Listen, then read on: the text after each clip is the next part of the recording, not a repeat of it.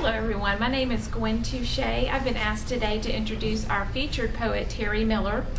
Terry is my former neighbor, friend, business associate, but most importantly, godfather to my daughter, Victoria.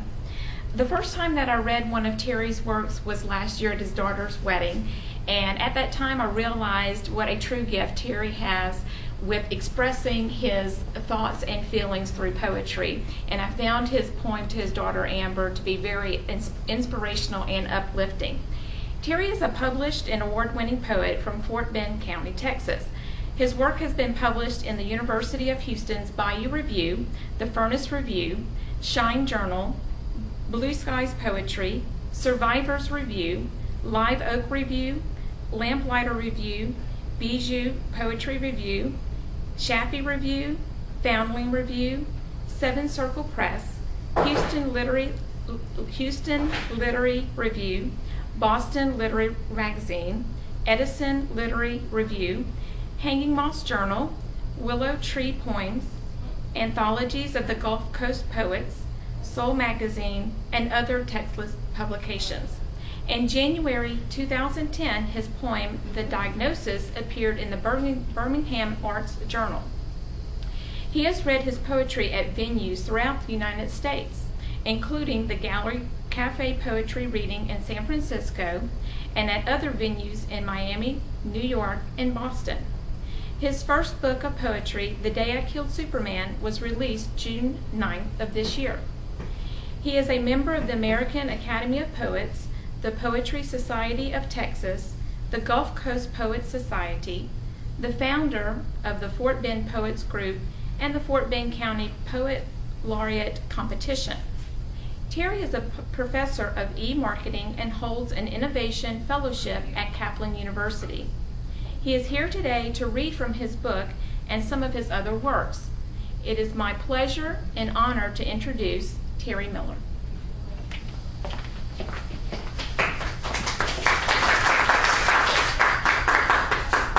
Thank you, Gwen. Thank you very much. Thank you all for coming.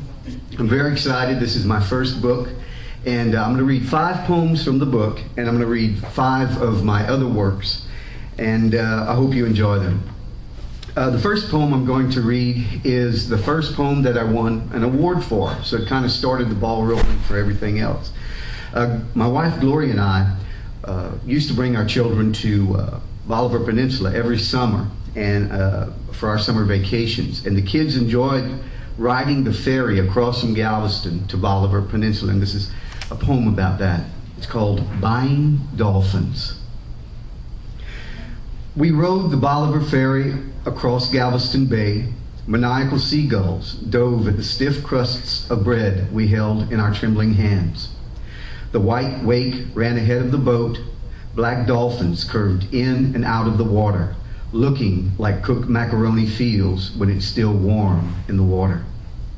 I looked, careful not to look too longingly, at my 8-year-old daughter's face as her smile telegraphed her joy and child-earned excitement with the movement and the magic of this always remembered summer day. I cataloged each sound and image regarding this only once moment that became an unexpected treasure shared between father and daughter, so that the ceramic dolphin I held in my hand tapped my mind with an impatient finger, while the clerk at the counter wondered why I was smiling. In my previous life, I traveled quite a bit, and one of the places I went quite often was London, and I'm a country boy, so I was fascinated with the subway system. And there is a station in the subway in London called Knightsbridge, and that's where you get out to go to Harrods. So I was always at Harrods. I'd always go over and buy gifts for folks back home. And one of the things that fascinated me about that place was the musicians. Just tons and tons of musicians in the subway system. And this is about one musician.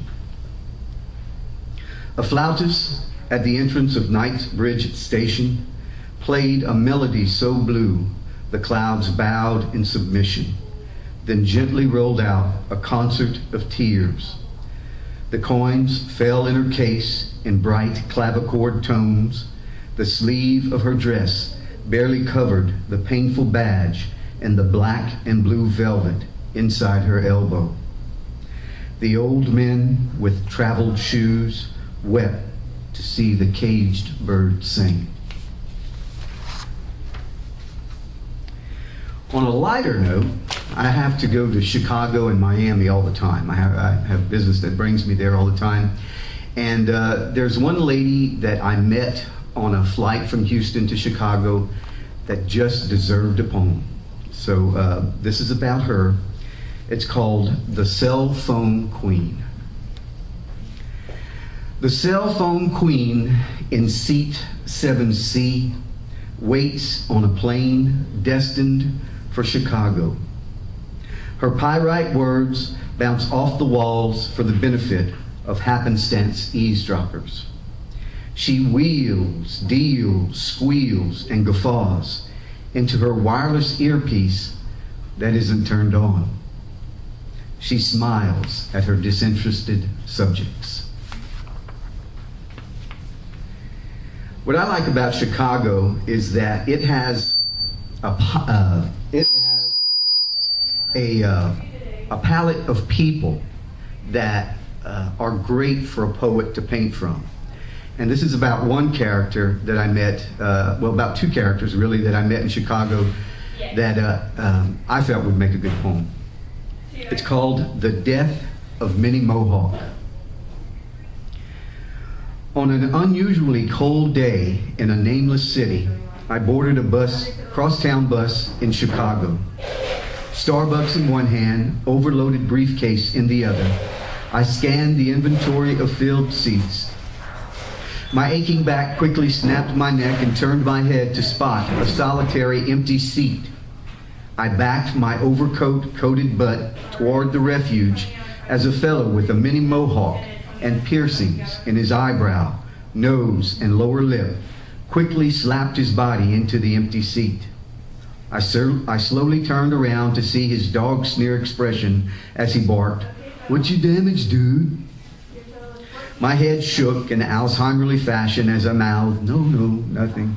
And I took one poetic moment to think, who of the two of us looked more like he was damaged?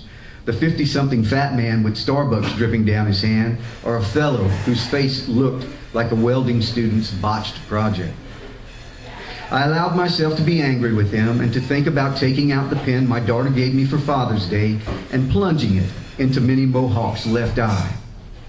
When through the crowd of fellow standers, a petite girl with a big baby-filled belly sweetly, pardon me, excused me, herself through.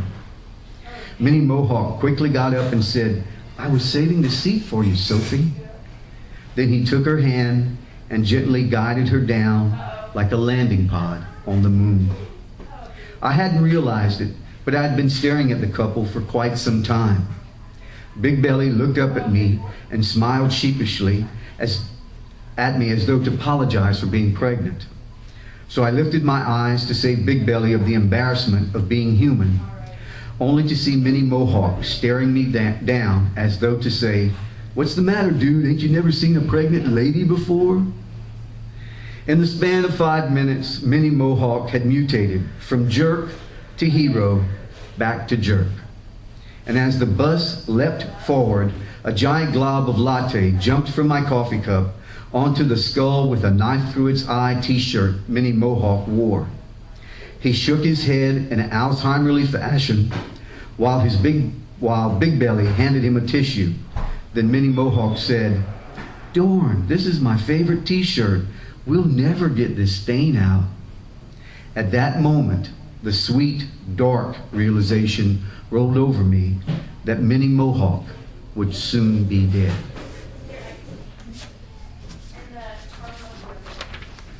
I was raised in Louisiana on a farm,